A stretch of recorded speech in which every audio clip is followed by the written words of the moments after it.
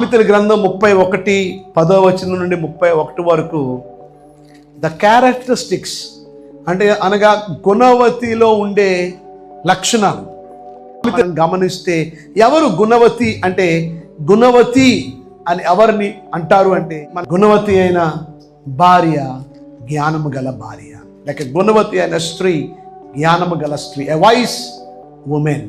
So జ్ఞానము అంటే చదువు కాదు. ఇక్కడ సో జ్ఞానం గురించి మాట్లాడిందంటే చదువే అయితే ఆమె క్వాలిఫికేషన్స్ రాయాలి, ఎడ్యుకేషన్ క్వాలిఫికేషన్స్ రాయాలి, కానీ ఇక్కడ ఆమె క్వాలిఫికేషన్స్ ఏమీ రాయలేదు. సో ఈ జ్ఞానం ఇక్కడ మాట్లాడుతుంది, this wisdom comes from God. గుణవతికి జ్ఞానం ఎక్కడి నుండి వస్తుందంటే ఆమె దేవుడి దగ్గర నుండి సంపాదించుకుంటుంది. అది మనుషులు, లోకము, చదువు ఇచ్చే జ్ఞానము కాదు. ఈ జ్ఞానం దేవుడి దగ్గర నుండి సంపాదించుకునే జ్ఞానం. ఆ దేవుడి దగ్గర నుండి సంపాదించుకున్న ఆ జ్ఞానము ఏ స్త్రీలో ఉంటుందో అటువంటి స్త్రీయే గుణవతి అనే స్త్రీ.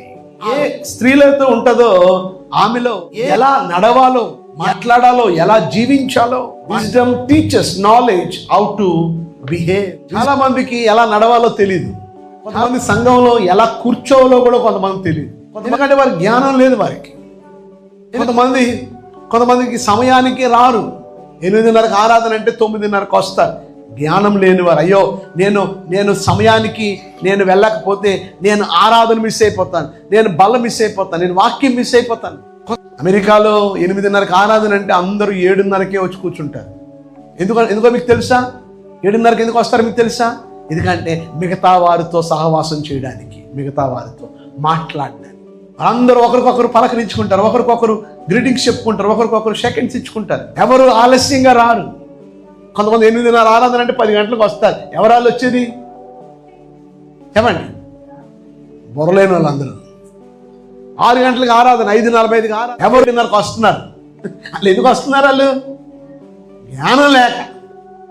ఆదివారం ఆరాధన, ప్రభుని స్తుతించడం, ప్రభుని ఘనపరచడం, ప్రభుని మహింపరచడం, ప్రభు పనిలో తోడ్పడడం, ప్రభు కార్యాల్లో ఉండడం. అయ్యో నేను లేకపోతే అక్కడ కుర్చీలు ఎవరు వేస్తారు, నేను లేకపోతే అక్కడ బల్ల ఎవరు అందిస్తారు, నేను లేకపోతే అక్కడ చెప్పులు ఎవరు లైన్లో పెడతారు, అక్కడ నేను లేకపోతే అక్కడ పని ఎవరు చేస్తారు. జ్ఞానం గల స్త్రీలు ఎలా నడవాలో, ఎలా ప్రవర్తించాలో, ఎలా జీవించాలో, సంఘములో కావచ్చు, కుటుంబంలో కావచ్చు, అమ్మగారితో ఎలా మాట్లాడాలో, మామగారితో ఎలా మాట్లాడాలో, పెద్దలతో ఎలా మాట్లాడాలో, చిన్నవాళ్ళతో ఎలా మాట్లాడాలో, వారిని ఎలాగా సంతోషపెట్టాలి, మనము వారితో నడవాలో అన్నీ కూడా. ఇంతకుముందు జాయింట్ ఫ్యామిలీస్ ఉండి, ఇప్పుడు వేలలో లెక్క పెట్టాలి. జాయింట్ ఫ్యామిలీస్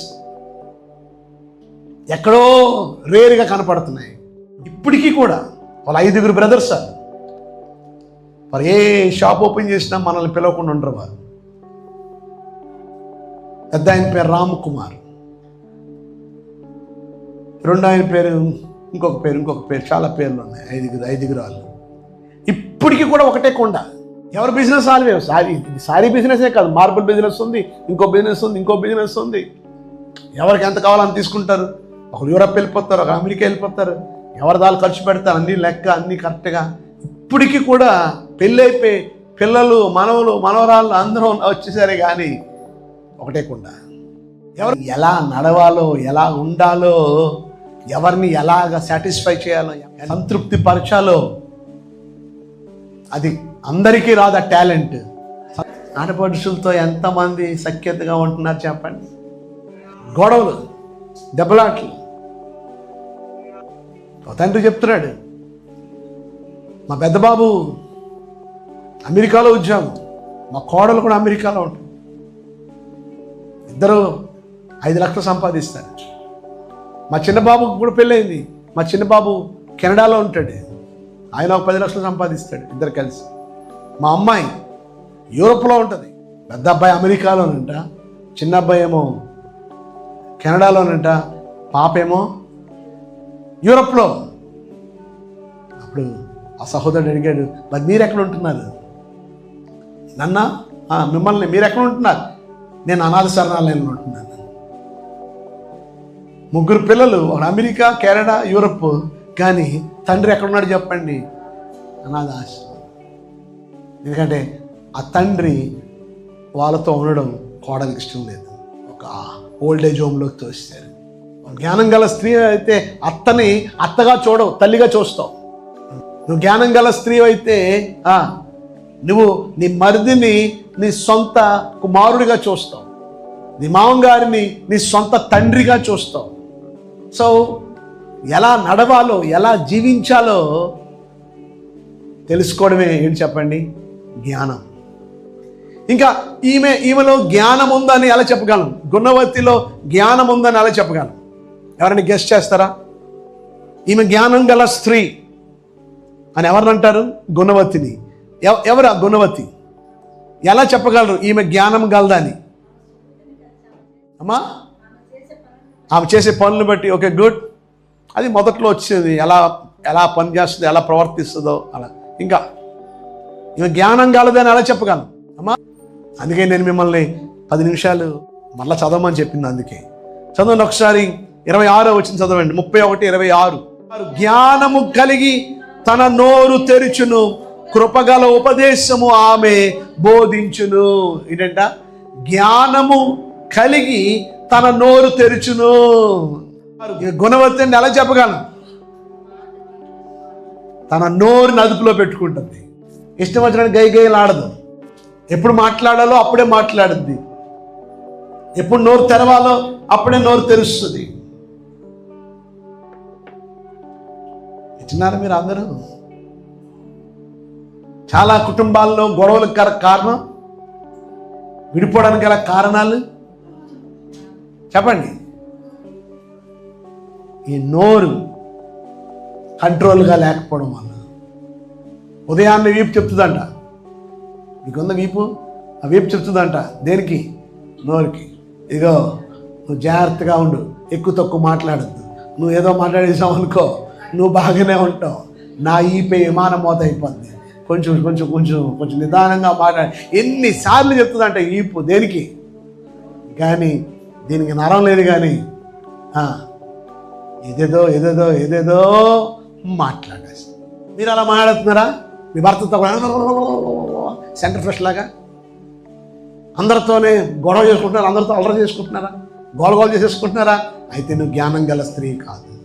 మీరు అయ్యగారు అలా మాట్లాడకపోతే నెత్తి మీద ఎక్కేస్తారు. అయ్యగారు మనం మాట్లాడాలా, అరవాలి, కేకలేయాలా, లేకపోతే సమాజంలో మనం బ్రతకలేము. ఏమో అది నాకు తెలియదు. బైబిల్ మాత్రం నోరుని కంట్రోల్గా పెట్టుకోవాలి. భర్త ఎన్ని తిడుతున్నా కొంతమంది మాత్రం బయటికి మాట్లాడగల, లోపల మాత్రం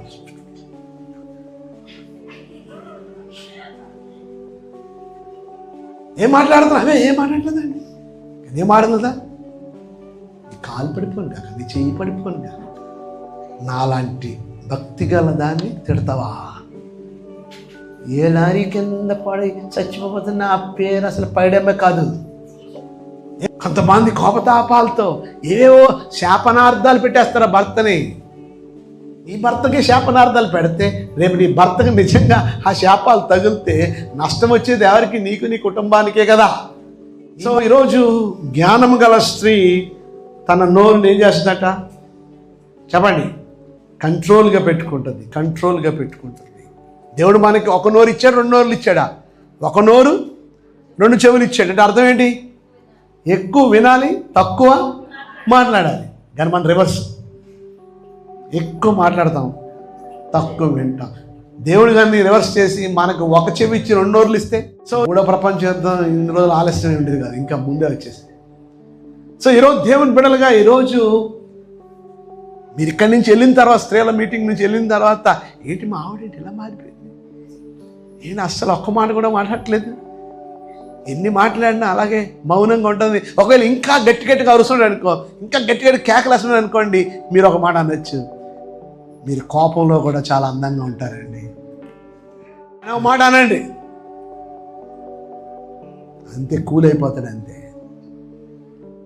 డైలాగ్ వేయడం రావాలా, కరెక్ట్గా వేయాలి, కరెక్ట్ టైమింగ్ అంటారు దాన్ని.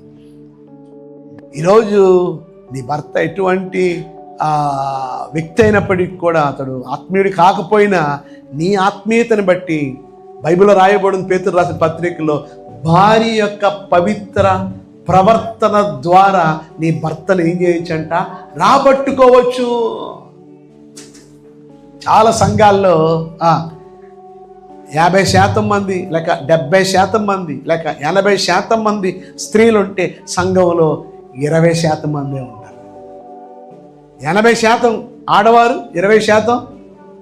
కానీ మన సంఘంలో 50% ఆడవాళ్ళు అయితే 50% పురుషులు. అవునా?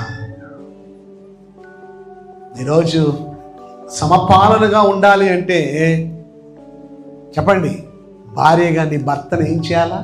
నువ్వు తీసుకుని రావాలి, తోడుకుని రావాలి. అలా తోడుకొచ్చేవాళ్ళు ఎవరు చెప్పండి? జ్ఞానం గలవారు. వాక్యం వినేటప్పుడు ఫోన్ చూసేవాళ్ళు ఎవరు చెప్పండి? వాక్యం టైంలో అటు ఇటు పిల్లలతో ఆడేవాళ్ళు ఎవరు చెప్పండి? వాక్యం టైంలో అటు ఇటు తిరిగే వాళ్ళు ఎవరు? వాచ్ చూసుకునే వాళ్ళు ఎవరు చెప్పండి? వాక్యం చేత నోట్స్ రాసుకునే వాళ్ళు ఎవరు? జ్ఞానం లేని వాళ్ళు. ఈరోజు దేవుని బిడలుగా ఈరోజు జ్ఞానం చెప్పండి, జ్ఞానం. ఎవరు జ్ఞానం గలవారు? మరి ఎంతమంది జ్ఞానం కావాలి? అందరికీ కావాలంటే రాదు. జ్ఞానం రావాలంటే ఏం చేయాలి? ఏం చేయాలి జ్ఞానం రావాలంటే? తెలీదా మీకు? చదవండి ఒకసారి 31:30 వచనం. అందము మోసకరము, సౌందర్యము వ్యర్థము, యెహోవా యందు భయభక్తులు కలిగిన స్త్రీ కొనియాడబడును. ఏంటంట? అందము మోసకరము, సౌందర్యం వ్యర్థము, యెహోవా యందు భయభక్తులు కలిగిన స్త్రీ కొనియాడబడును. అందం మోసకరం, సౌందర్యం. కానీ అందరూ ఏం చూస్తున్నారు? పెళ్లి చూపుల్లో కూడా అందమే ఏబిసిడీలు. తెలుసా మీకు ఏబిసిడీలు? పెళ్ళిలో ఏబిసిడీలు చూస్తారు. ఏ అంటే ఏంటో తెలుసా? ఏజ్, వయసు. మీ వయసు ఎంత అండి? B, beauty. అమ్మాయి అందంగా ఉందా లేదా? ముక్కు సూదిగా ఉందా లేదా? జుట్టు మున్సిపాలిటీ చీపురులాగా ఉందా లేదా? చెప్పండి, ఎర్రగా బుర్రగా ఉందా లేదా? బ్యూటీ. C, caste. మీరెవరు? క్రైస్తవులు దేవుణ్ణి నమ్ముకున్న తర్వాత మీరెవరు వీరెవరు ఎందుకండి? ఎవరైతే ఏమైందండి? D, dowry. ఎంత ఇస్తారు? మనం ఎన్ని చదువుతున్నాం? టీవీ 9లో కూడా చూస్తున్నాం. కట్నం అడిగినాడు ఆయన చదువుతున్నా నవ్వుకుంటాం అంతే. అరే నన్ను గాడిదని తిడతారా అని కూడా తెలియకుండా. చెప్పండి. ఈ ఎడ్యుకేషన్, చదువు. ఎంత చదువు? F, flat. ఏమిస్తుంది? ఫ్లాట్. G, gold. ఇక మిగతావన్నీ మీరు రాసుకోండి. ఓకే. H, house. ఓకే. ఈరోజు ఈ చూసుకుంటున్నాను కానీ మీరు చూడవలసింది ఏంటి? అమ్మాయి గుణవత,